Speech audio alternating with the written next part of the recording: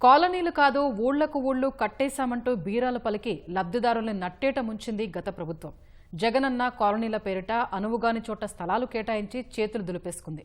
కృష్ణా జిల్లాలో ఇప్పటికీ జగనన్న కాలనీల్లో కనీస వసతులు లేక లబ్ధిదారులు సమస్యలతో సావాసం చేస్తున్నారు. రోడ్లు లేవు, తాగేందుకు నీరు రాదు, వీధి లైట్లు లేకపోవడంతో రాత్రుళ్లు బయటకు రావటానికే జంకుతున్నారు. కూటమి ప్రభుత్వమైన గోడు ఆలకించి సమస్యల నుంచి గట్టెక్కించాలని లబ్ధిదారులు కోరుతున్నారు. తాంబూలాలు ఇచ్చేసాం తన్నుకు చావండి అంటూ తెలుగులో ఒక సామెత ఉంది. కరెక్ట్గా గత ప్రభుత్వం ఆ సామెతను ఫాలో అయింది. జగనన్న కాలనీల పేరుతో లబ్ధిదారులకు నివాస స్థలాలు ఇచ్చింది. అక్కడ నిర్మాణాలు చేసుకుంటే చేసుకోండి, లేకపోతే లేదంటూ కూడా లబ్ధిదారుల గాలికి వదిలేయడంతో ఇంటి అద్దెలు భరించలేక చాలామంది లబ్ధిదారులు అరకొరగా అక్కడ ఇళ్ల నిర్మాణం చేసుకున్నారు. అయితే ఆ కాలనీల్లో మౌలిక సదుపాయాలు కల్పించాల్సిన ప్రభుత్వం వాటి మీద దృష్టి పెట్టకపోవడంతో జగనన్న కాలనీలో నివాసం ఉంటున్న వారు మౌలిక సదుపాయాలు లేక తీవ్ర ఇక్కట్లు ఎదుర్కొంటున్నారు. నైట్ అయితే మాత్రం అండి వీళ్ళు పనులకు వెళ్ళారంటే రావాలంటే బండ్లతోటి చాలా ఇబ్బంది పడుతున్నారు. అక్కడికి 2 సార్లు పాములు వచ్చి ఆయన భయపడతా ఇంటికి వచ్చి ఏడవటం అండి. ఇప్పుడు ఇక్కడ నుంచి పనులకు వెళ్ళాలన్నా కూడా మాకు ఆ ఫెసిలిటీ కూడా లేదండి. ఆటోలు అడుగుతూనే ఛార్జీలు 200, 300 అంత ఇచ్చినా కూడా రావడానికి రాలేకపోతున్నారండి. అలా ఉంటే మేము ఎలా ఉండాలండి? ఇక్కడ కంచిపాడు లేఅవుట్లో ఉంటాము.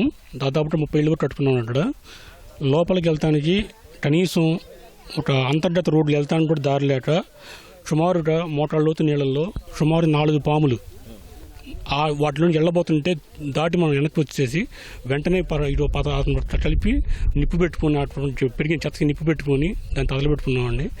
లోపలికి వెళ్దామంటే మోటార్ లోతు నీళ్ళు ఉన్నాయండి. ఆ స్తంభాలు కరెంట్ కనెక్షన్ ఇప్పిస్తే ఇంట్లో పనులు చేసుకుంటాము అనే ఇది కూడా మేము గవర్నమెంట్కి అర్జీలు పెట్టామండి. పాములు మాత్రం విపరీతంగా ఉన్నాయి. ఇక నడవాలన్నా భయం. మేము చాలా ఇబ్బంది పడుతున్నాం.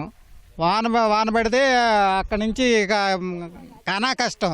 వర్షం వస్తే ఎట్లా వెళ్ళాలి? ఇక్కడ నుంచి కనీసం 2 కిలోమీటర్లు నడుచుకుంటూ వెళ్ళే పరిస్థితి.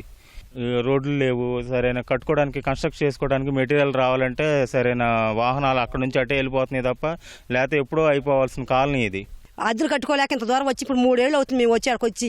మా అంతా ఇంతలో బురద, ఆ బురదలో వెళ్ళిపోతున్నాం బాబు. ఇక్కడ మా అక్కడనో మా నిక్కరపేట కాడ ఈ 3 సార్లు పడుకుంటూ లేసుకుంటూ వెళ్తున్నాం బాబు. మాకు రోడ్డు చేయండి. గడ్డి మాత్రం మడిసి ఎత్తుకన్నా ఎక్కువ ఉంది గడ్డి. దాంట్లో మనగాడు పావులు ఉన్నాయి. 2 కాళ్ళతో దక్కేసా. మాకు అసలు సరిగ్గా లైట్లు లేవు. ఆ గడ్డి కోపియాలి. ఆ రోడ్లన్నా పోతే బాగుండు.